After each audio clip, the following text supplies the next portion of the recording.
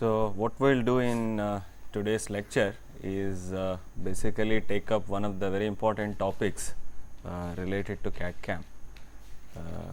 The lecture is titled as reverse engineering. So, let us look at what exactly is reverse engineering, particularly in the context of CAD/CAM, and how this can be used for rapid product development is the subject of this particular thing. Okay. First thing is one should know what one means by reverse engineering. Okay.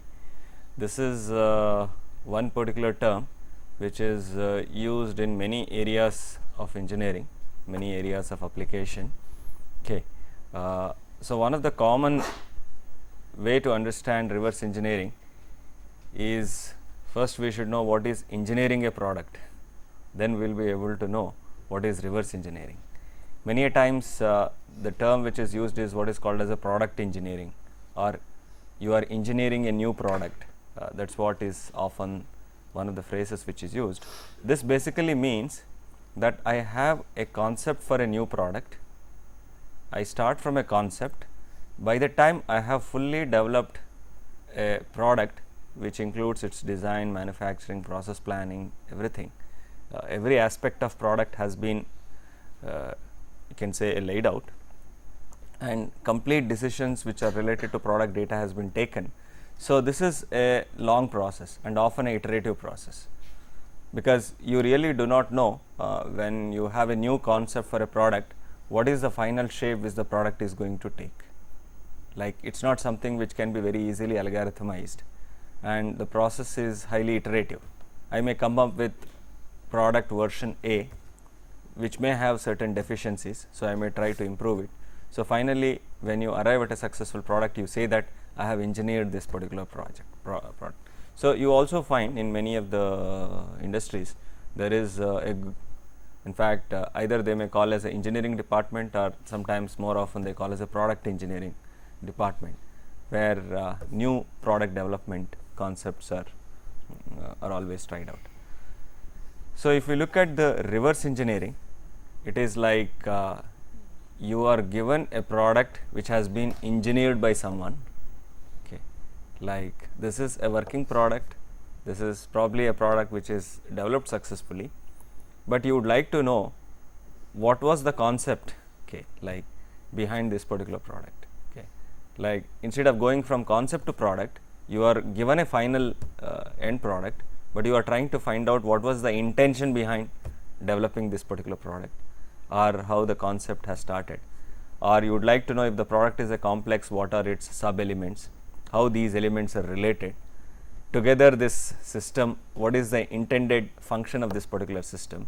You try to understand all aspects. So, if I move this in the reverse direction, this is called as a reverse engineering. Now, sometimes people may like think that what is the need for this? Okay, engineering a product makes sense, but what is, like, if there is already a product, what is the intention behind knowing a concept? Okay. Before we take up a little more in detail the reverse engineering, let us look at a certain areas where they are commonly found their application, then we will come back and look from the CAD/CAM point of view. Like, you will find the term being used in software. Suppose you write a program. When you write a program, you have certain input in your mind and certain output in your mind. The product is intended to do a certain requirement, okay, take certain input output. Now, suddenly somebody gives you, okay, here is a program, let us say 1000 lines code, can you find out why this program has been written, or what is the like what exactly this program is doing. Okay. You get a code, you really do not know what it is doing. If I am able to like decipher what the program, like why the program is written, the program may be simple multiplication of two matrices, or it may be certain operations related to matrices, but unless I go through it completely and analyze, do anatomy of this, I will not be able to find out why this particular. So, people also do a reverse engineering in a software, in which you already have a software product, you are given a software product, you are trying to find out why this software has been developed, what is the intention, what the product does, where the software can be used, is one of the applications. So, this is an example of a reverse engineering, or it could be a mechanical assembly. Like suddenly you find that there is a mechanical assembly which is given to you. You have never seen this particular assembly, but it has many parts and a complex kinematics. You would like to know what is the intention of this. Okay. This may be probably like this may be a product which you may have obtained, let us say in a war-like situation from the enemy's camp. Okay. So, you would like to know what exactly this particular mechanical assembly intended for. So, you try to do that. If I am trying to basically look at what is the system, how it works, what are its dimensions, together what the system is meant for, if I am able to find out, I have reverse engineered a mechanical assembly. Sometimes you may get a PCB, okay, like you, so a printed circuit board is meant for certain applications. So, you try to find out why this PCB has been developed, that is also a reverse engineering. Or suddenly you may get a chemical, you would like to know what is this particular chemical, whether it is anthrax or it may be something else. So, you have to do a reverse engineering of a chemical, and when it comes to a CAD/CAM application, you are probably looking at it in a little more you can say restricted sense, which basically means that you have been given a CAD model. Okay. You have been given a physical part which has already been produced at this thing. You are asked to find out a CAD model. Like in most of the CAD/CAM applications, what we do is that you start with a CAD model and then realize this particular model by certain manufacturing application. But here in this sense, you are already given an object which is manufactured or which has been built by some means, for which there is no CAD model exists. So, you are asked to build a CAD model from an existing physical object. Okay. If you do that, that is a reverse engineering in which we would be concentrating, that is more of our application. So, I have just given only a few representative applications. So, it can be used, if I take a general definition of reverse engineering, it can be applied to many areas. Okay. Now, why do you need, let us say, building a CAD model from physical parts? Like where are the applications, or why one has to do this?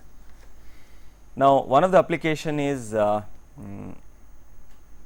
many a times when a new design is demonstrated, it is usually demonstrated as a model which is prepared in either clay or wood or foam or other material.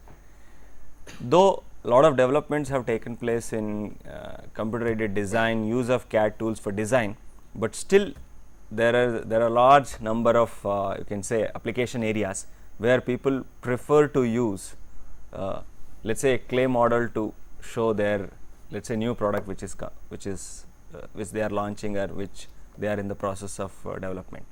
Like even for example, if I take an example like an automobile, where probably that is one area where CAD/CAM tools are used extensively, but still there are automobile manufacturers who first make a clay model and show that this is going to be my new model of a car, and later on probably I will go and build a CAD model from that. Like many a times when design students are also working, like there are specialized design courses, at the end of a design they come up with, let us say, a model in a wood or a clay and show that here is my design. This is more common probably also with people who are in the area of arts, like where you come up with new designs you represent, and this is usually made in one of the demonstrated as an example made in a physical part, and I would like to go and build a CAD model. Like you have demonstrated a product which is a clay model and it has been appreciated, now you want to go for manufacturing that. So, you have to first capture that geometry, maybe you would like to modify that geometry a little bit. So, first step is to convert this physical geometry which is a part of a physical prototype into a CAD model, which is probably the most common application of building CAD model. This another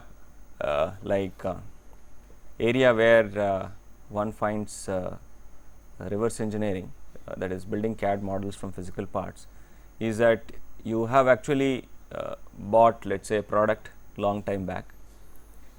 One of the parts has worn out or lost or broken or whatever it may be, you would like to replace it. Now naturally you would like to contact the person who has supplied this particular product, and you see that either the person or the organization which has supplied this particular product has closed their shop, or they are not manufacturing this class of products anymore. So where do you get, let's say, a spare for this is probably, if it is not available in the market, then one thing is I may have a worn out part, I can always reverse engineer it. Once I build a CAD model, maybe I will manufacture in house by existing manufacturing methods which are available in my shop floor, or I can order for this particular component with some other people who can supply this, and this needs for like building a CAD model from a physical part. This is actually true. In fact, many a times we get like requests. Okay, people come up with a component, say, and they request that can you give us a die for this particular component. They don't have even a drawing for that. All that which they have is a physical object. So that's like a typical case of reverse engineering. Then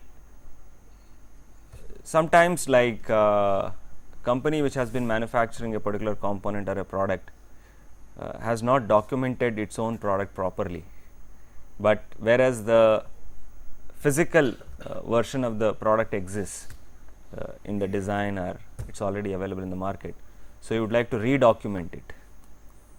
Okay. Usually what happens is you have a CAD model which is stored in your computer, or let's say you have a product geometry which is drawn on a drawing sheet. If these two are not available, then you have actually lost the documentation for that. So you go and build a documentation again from scratch. So that's another application.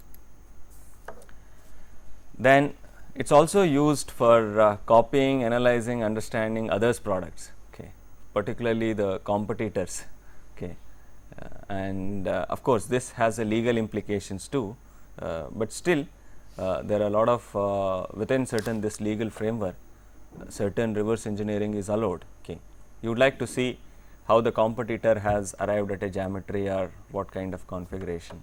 So you would like to reverse engineer, and maybe you would like to reverse engineer and modify that geometry to your requirements, and then do that. As I said, suppose if you get, let's say, a part which is obtained in a war-like situation, you would like to also build that particular part and see that. So there can be many situations where you try to copy or analyze or understand the products or components which are manufactured by someone else. Then analyzing changes in the old part.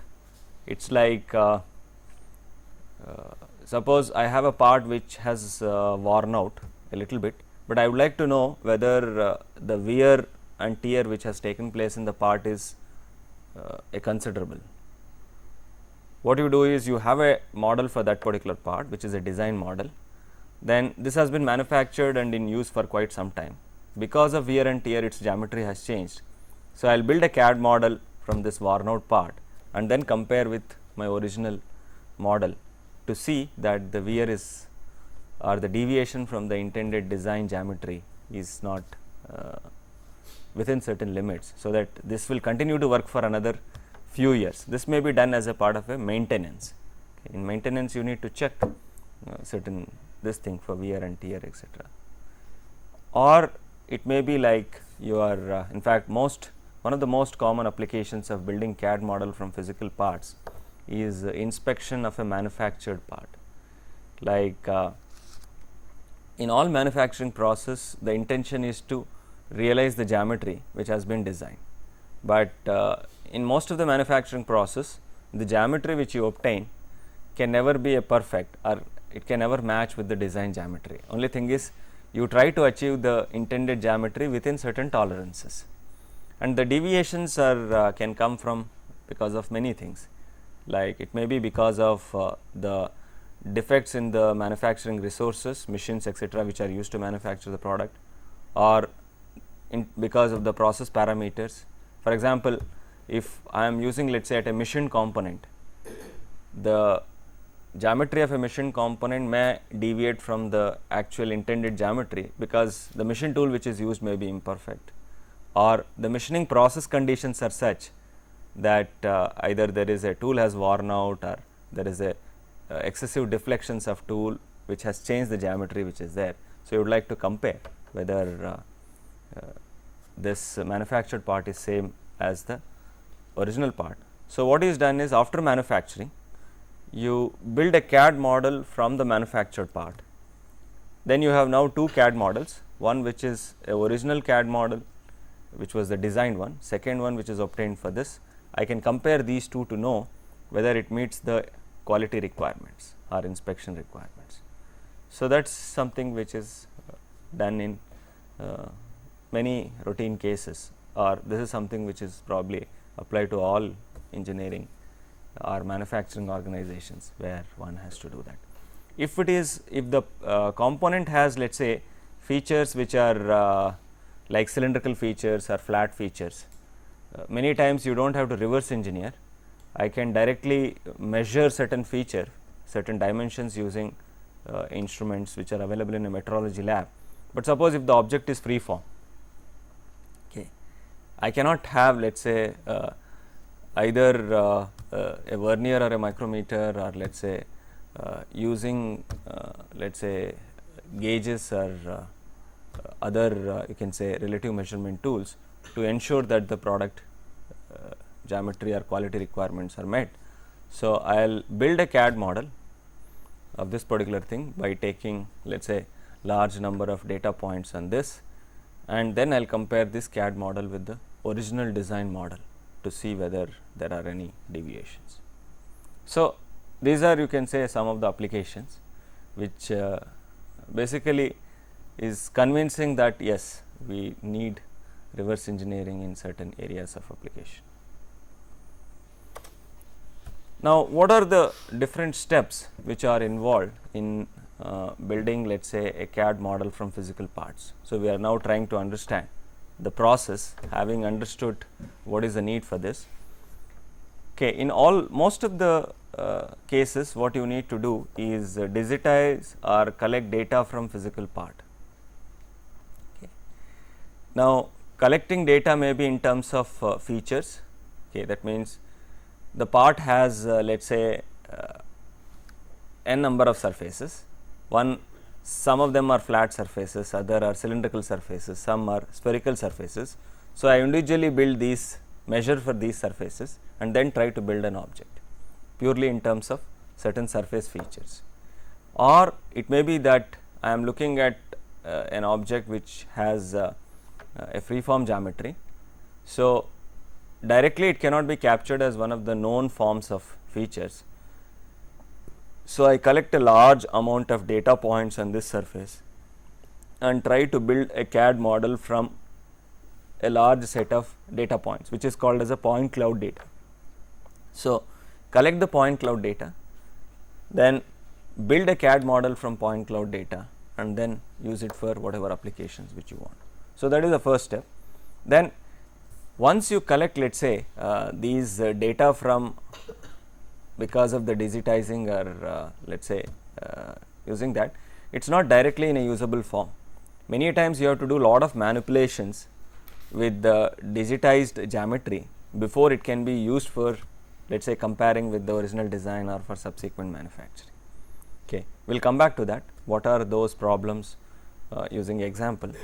And then once I have, okay, building a CAD model from physical parts will be over here, but you may not stop there in a reverse engineering situation. The CAD model which has been built will be used subsequently for further manufacturing, maybe one of the other processes to do that. So, this is an optional step which you have in this. So, this is basically a 3-step process which is building a CAD model from physical parts.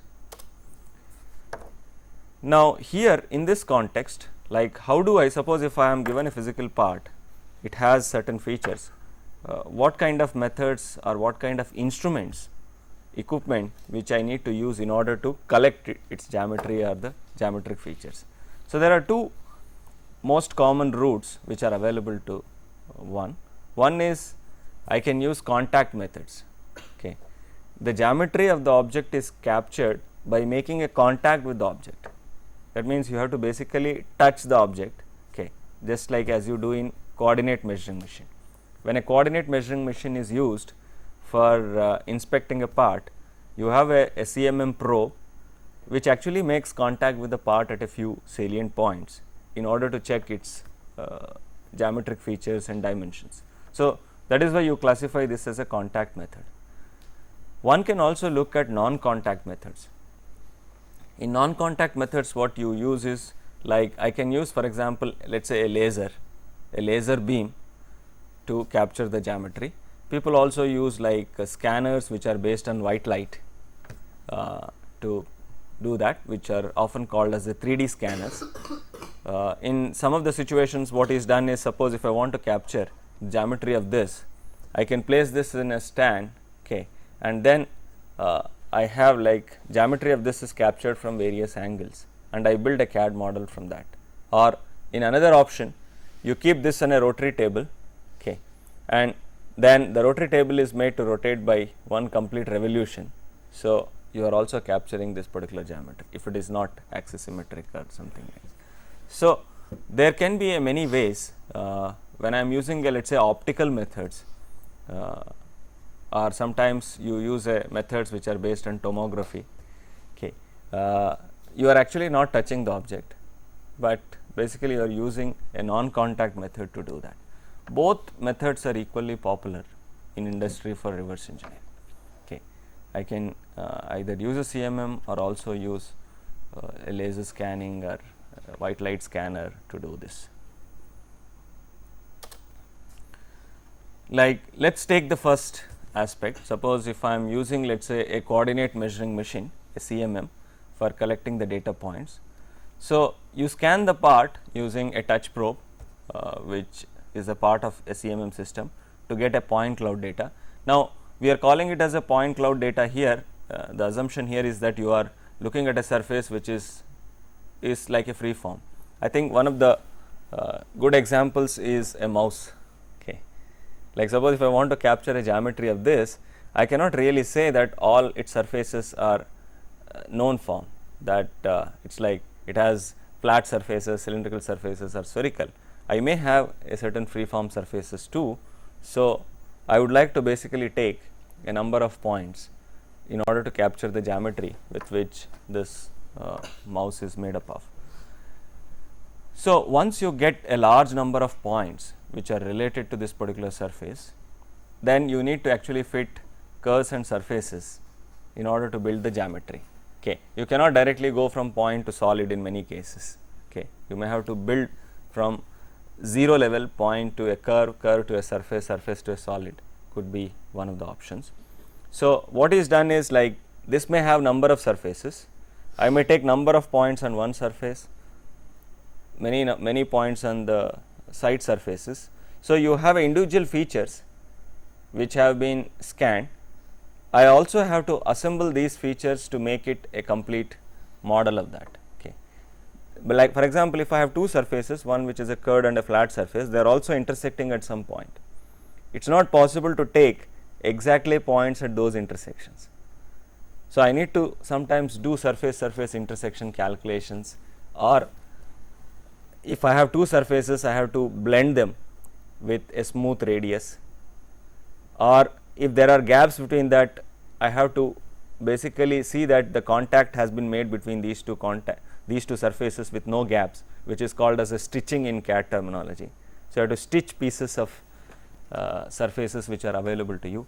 So, all this is a part of a second step. Collecting a point cloud data is a part which you do with the equipment, a coordinate measuring machine. Then you come to a processing of that on a computer, where you take a point cloud data as an input and get curve and surfaces to this. As I said, you need to do certain manipulations in order to do this, like if you have a gaps etc., those have to be filled, proper blending has to be there. The object may not really have a sharp corners, but when I have two surfaces which I am trying to find intersection, I will always get a curved or a sharp edge, but actually it has a small fillet radii. So, I would like to provide that fillet radii which is there.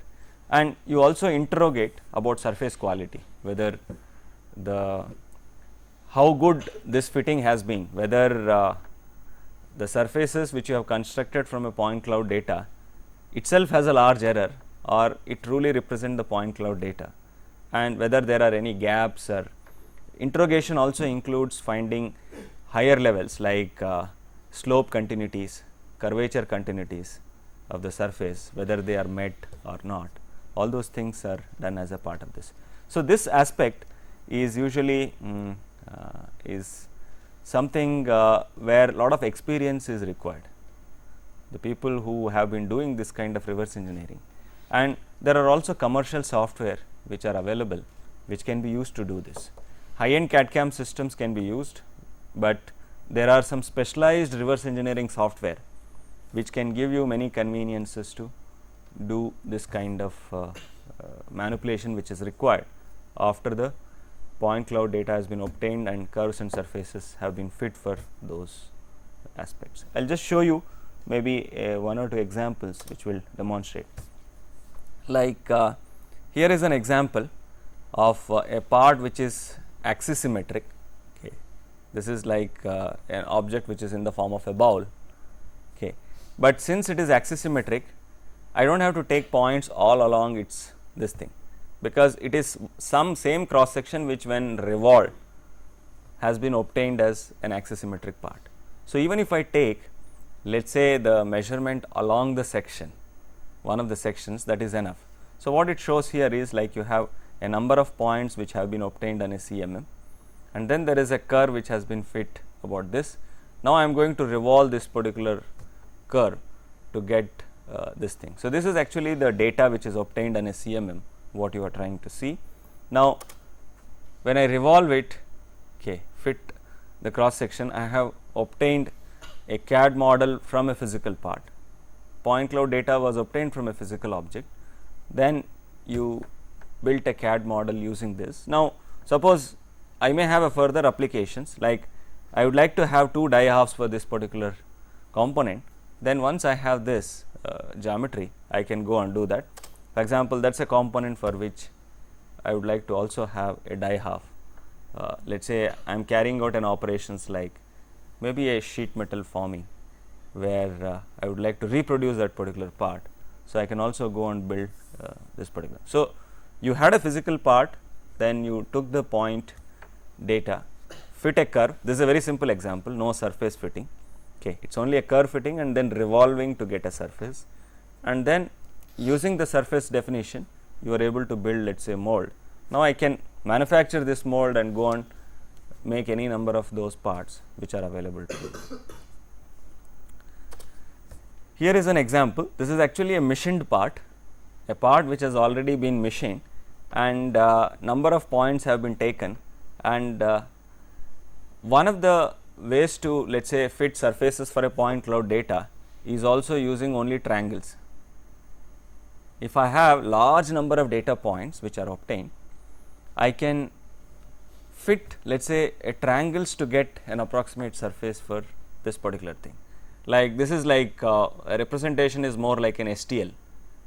Suppose if this has to be manufactured by rapid prototyping, that is a convenient, or I can also use this. There are special NC program generation methods which take either input as directly point cloud data or an object which is represented only as triangles. This is possible. So, in those situations I can directly use this. So, this is the actual you can say the data which has been scanned and obtained from the physical part, and the part which has been reconstructed is here. And an interesting thing which you see here is that if I take enough data points, I can even get those marks which are obtained by like the parts. When this part was machined, you also have the marks which are left by the cutting tool. Okay, that is the texture of this particular part. You are able to capture that because you have taken enough number of points to fit this kind of surface. So, this is actually a CAD model which is built from a component which has been manufactured, and that gives basically. Like this maybe now I can use this, compare with the CAD model and see whether this particular contour which is critical to me, whether it is being satisfied or not. Here is another example. Okay, in fact, this is an example of a surface which looks more like a mouse kind of a thing. So, when the point cloud data has been taken in terms of pieces and once it is built, you see that there are gaps, okay, because there were not many points which were taken in this, the surface could not be a complete. Now, this is not a very valid surface for me. Okay. Usually what you would like to obtain in most of the situation is what is called as a watertight surface. Okay. There should not be any gaps between this particular thing. That means, if you have any gap, that means water will pass through. So, once you do a reverse engineering, that is build a surface, now I need to do some stitching operations and do some blending operation in order to fill this, which can be done either in a high end CAD CAM systems with lot of effort, or using a specialized reverse engineering software where this can be easily done. And finally, I come up with, let us say, a geometry which is which meets my requirements, which has proper blends and others. I can probably go and use this geometry instead of using that. So, fitting a surface to point cloud data is many a times non-trivial process. Okay. One has to spend lot of time in order to see that the kind of geometry which is obtained really meets one's requirements. Then, if I am going through a contact method, I am getting a lot of point cloud data and we do that. Suppose if I am using, let us say, a non-contact method, okay, where either a white light scanner or a laser scanning is done, it is slightly different from that. Usually in a process like this, the amount of data which can be obtained is enormous. Like in a very short time, I can get a large amount of data compared to a coordinate measuring machine, where your probe has to basically scan the entire surface to get large number of data points. So, there is a time factor which comes in the case of a CMM, and also whenever you have a discontinuities, probably probe cannot reach those discontinuities. So, you may have certain data which may be lost also. Here one thing is you can get a large amount of data, that is first thing, and one can also do an intelligent scanning.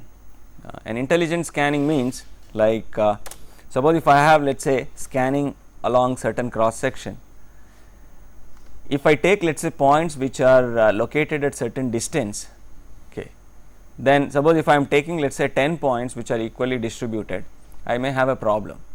The problem comes in those regions where there are a high curvature. I would like to have a very high density of points in this region. So, as you are scanning, you are also trying to find out how the curvature is varying. If you have reached, let us say, a zone where there is a high curvature zone, the number of points which you take will automatically, you try to increase the density of points in that particular region.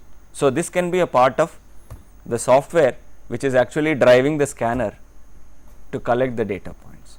So, this is possible in an intelligent scanning, but if you are doing with CMM, then manually you have to see that there are high curvature regions. So, you go slower or you collect more data points which has to be done, but here the previous data points will tell you that what has been the rate of change of curvature or slope, and I can do that. So, I can do an intelligent scanning, and one has to again reconstruct the, let us say, a CAD model from the data points which are collected. As I said, the method is faster and there is no contact. Sometimes you may have objects which are highly flexible, okay. They have a very high flexibility that any contact which is made will deflect considerably. So, in those situations probably non-contact methods are found to have an advantage, and often the method is expensive because these scanners are quite expensive. if I want a good resolution or an accuracy in terms of scanning, then one has to spend a lot of money in order to buy these scanners. So, this basically shows that you can do some intelligent scanning, but one important aspect in many of the scanning by non-contact methods is that you may have to use sometimes a different algorithms to basically get the surface model. In fact, one of the common aspect is called as a trilateration. In trilateration, what is done is, suppose here is a source which is basically a source which is scanning the object. These are the point data which has been collected. You may not really get XYZ positions of these points. That means those are not the ones which has been captured by a scanner. What the scanner could capture is only a distance of this particular point from here. Okay. So, it is like all these points and their distances from this. From the distance data, you should be able to get the get the physical object. So, this requires sometimes an additional processing, and this is usually called as a trilateration process or trilateration algorithms. This kind of things are not trilateration is something which is not common to only this. It is also done in like civil engineering applications like surveying. When I am doing a surveying, I get lot of data on the terrain which are all distance data. From large set of distance data, I can find out what is the relative, you can say, location of the points, and I can fit a surface using this particular thing. This is something which usually is taken care by the software which is supplied with the scanner. So, one may get actually a point cloud data, but trilateration may be a part of the scanning process in some cases. And it also depends on how good is your trilateration algorithm. There is some accuracy which is lost in the process too. Okay. And trilateration is also one of the other aspects is how computationally intensive, because as the cloud data increases the number of points, there is a time which is involved in the whole process of this getting the data points and using them. Then coming back to the third step, that means after I have built, let us say, a CAD model, what is the intended application of this? One is, like we have discussed, that I can compare the part which has been scanned and whose CAD model has been built is compared with the original CAD model. So, your application is purely inspection, but many a times in reverse engineering, I start with a physical object and at the same time I would like to end with another physical object. Okay. Like this may be made of clay, but I would like a metallic part of that, or I may require a plastic part of that. I may require either 1 in number or thousands in number. So, depending on the route, you have a various applications. For example, let us say if I want a few parts of that, I already have a CAD model. I can take this CAD model to a CAM software where I can use the geometry to generate the NC toolpath, generate the part program, take it to machine and cut the part. If I want 1, 2, 5 or 50, I can cut any number of parts which are possible. But suppose if this component is needed in large quantities, let us say you intend to manufacture the geometry which has been captured by a process like injection molding or die casting, then you go and build a mold for it, so that I can get the components which are a few tens of thousands or millions in number, or I may require just one another part. Like in fact, there are many situations where a plastic part has been worn out. This has been reverse engineered. After reverse engineered, you have the geometry which is the worn out geometry, but you are able to correct it to get the intended geometry, and I can just want one more part in a process like a rapid prototyping and just replace this part with the existing part. So, you are just looking for maybe 1 or 2 parts which are needed for this. So, it can be sent to a rapid prototyping. So, there can be many routes after CAD model has been obtained, or it could be an inspection of part, as we have seen that. There could be other applications, but these are the more common end applications which one finds in this. Yeah, when it comes to an inspection, here we also have an important aspect is what is called as a part localization. What is done is, once I have, let us say, captured the CAD model, which has been built in a CAD system or using a reverse engineering software. In order to inspect, I have to compare this with the design geometry which is there. So, I need to, how do I do this particular comparison? Okay, because these are two different CAD models using two different, you can say, coordinate systems in which their data has been obtained, but I would like to basically compare them, let us say, to know whether the manufactured geometry really meets the design geometry. So, there are two approaches.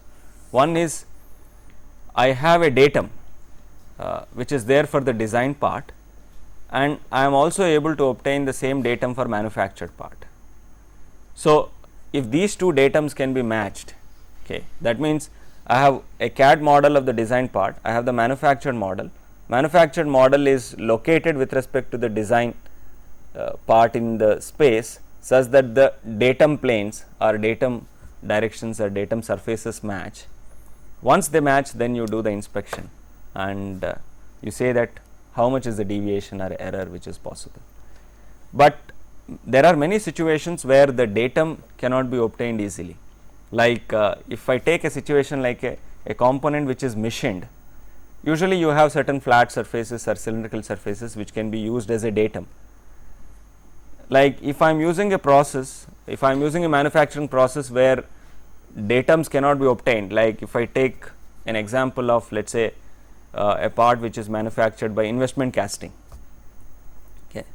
So, since this it is not a machined component, it is obtained directly from let us say manufactured geometry, it may not have any datum surfaces, like maybe a turbine blade which is manufactured using investment casting may not have really a datum planes, so that I can match this with the intended geometry. So, what you need to do is that you basically, after the solid model has been obtained from the point cloud data, you try to localize one with respect to other by carrying out an optimization process. Okay. I have an object, what should be the basically transformation which should be applied to a manufactured geometry, such that you say that one has localized with respect to other. That means, one has been placed where the error has been between the two parts has been minimum. So, once I do a localization, then I can actually go and measure the errors and say, based on this particular localization process, whether the manufactured object really meets the design requirements. That means, it matches with the design geometry within certain tolerances or not, can be checked as a part of this particular aspect. Okay. So, this is like you can say a final application of this. So, this is in brief about what I basically wanted to cover as a part of a reverse engineering. Otherwise, nowadays reverse engineering has become a very common tool in many of the industries, particularly lot of automobile industries come up with requests for reverse engineering products, etc., which is very common. And there are also what you call as a mobile hand scanners. Okay. It is like instead of using a CMM, taking a part to, let us say, a CMM machine to get the point cloud data, I can also have a mobile scanner. So, I can take the mobile scanner to a place which may be either optical scanner or it may be a contact method. So, I have a part which is a large part and I have a probe. So, I will manually probe the points on this particular object and basically get the point cloud data and then process it using computer and do that. So, the benefits of reverse engineering has been that the total time which is involved in product development time could be reduced considerably in many cases. Okay. So, because of this, it is getting more and more popular as a part of as a, you can say, an important tool for this. In fact, when it is combined with other technology, that is rapid prototyping, it is found to be like even more beneficial aspect. Like one of the like one of the applications which has been tried particularly with rapid prototyping and reverse engineering. There are many. In fact, one application which I want to quote is a medical application. Suppose if I want to replace a missing tooth, okay, suppose you go to a dentist. So, dentist has to basically prepare an artificial tooth for that. For that, they have to capture the geometry, because this tooth has to fit very well with the adjacent teeth. Okay. So, how do you capture this geometry? And the idea is I can use, let us say, a scanning method to get the cavity geometry. I can build let us say a CAD model from that. So, you have the tooth which you are going to build, you already have a CAD model by carrying out a small non-contact inspection, and even people are able to build the tooth using the rapid prototyping. Okay. Like usually if you want to build an artificial tooth, this is again like a process is more like a casting. You have to first make a mold for that and then pour the material which this tooth is made up of, and then you obtain the cast part which is actually becomes your artificial tooth. In fact, it is a multi-step process. So, many of the tooling which is required for, let us say, preparation of a tooth can be manufactured using a rapid prototyping, and the idea of using these reverse engineering and rapid prototyping is that the geometry is quite complex. The tooth geometry is not very simple, okay. It is quite complex geometry. So, one is able to reduce, let us say, a tooth replacement time considerably compared to the conventional methods, and probably that is going to come in a big way in future. So, there are number of such applications where reverse engineering is combined with rapid prototyping to shorten the product development time considerably. Okay. I will stop it here. If you have any questions, you can ask.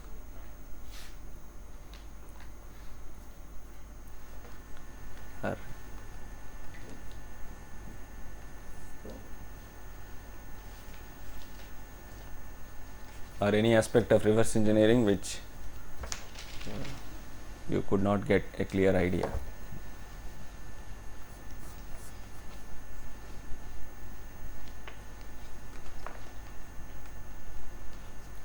I think a best way to learn reverse engineering is to basically go through a one complete cycle.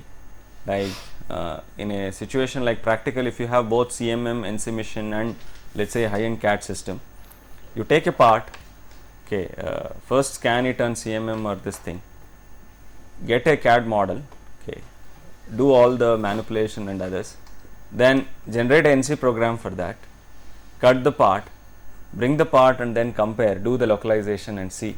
So, it is like one complete can say a cycle of reverse engineering, which basically teaches many things: how to scan an object, then how to get the point cloud data, how to transfer point cloud data from, let us say, CMM to a CAD system, then what kind of surfaces to choose.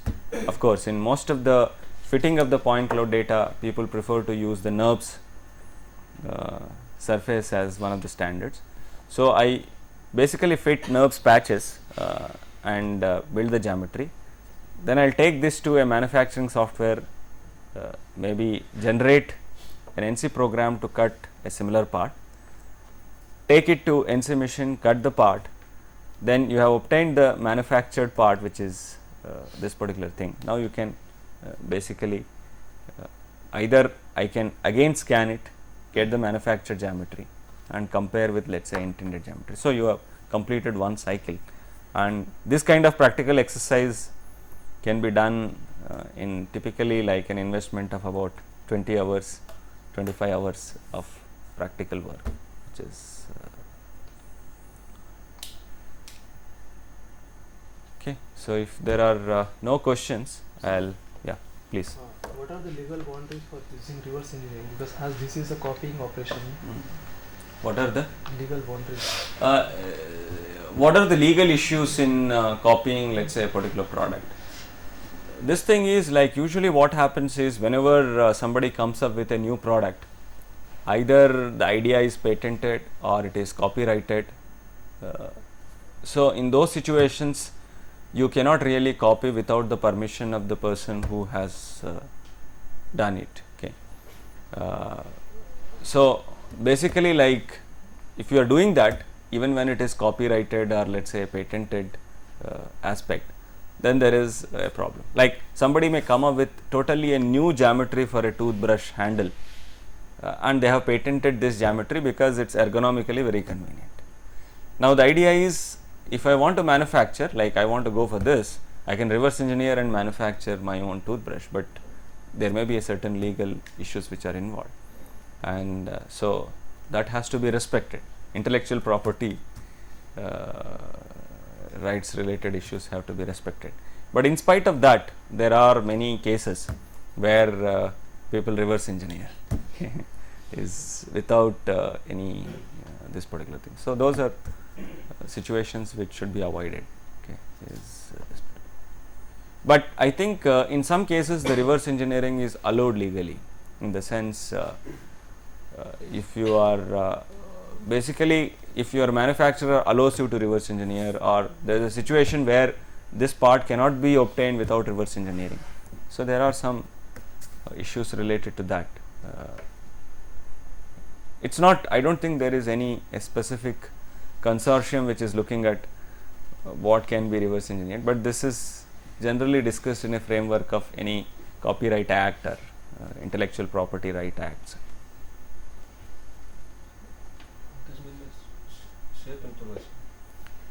Shape interrogation basically says that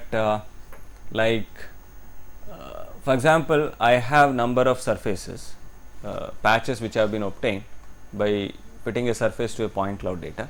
Now this is not one continuous surface, this is available as a pieces. Now I have manipulated them to obtain a one closed boundary. Then you realize that you are able to get one closed boundary, but in my final design I really want a geometry where there is a C2 continuity. But you are after you are fitting this particular thing, you see that it has not even there's no C0 continuity. Like if you have seen the gaps, okay, or if I fill the gaps, probably I can overcome the C0 continuity, watertight joints, but there is no slope continuity. Even if I get a slope continuity, I may not get a curvature continuity. So you need to, or it may be reverse. Actual product has a very sharp edge. It has really a discontinuity where there is no slope continuity. There is a real slope discontinuity which exists, but you are able to get a geometry which is smooth and continuous. Even that is not this thing. So you try to look at what is the intended geometry, and then interrogate. That means you find out the curvature at all the points. Like you basically look at the intrinsic properties of the surface which is obtained and see whether it is meeting that or not. So basically refers to those interrogation methods.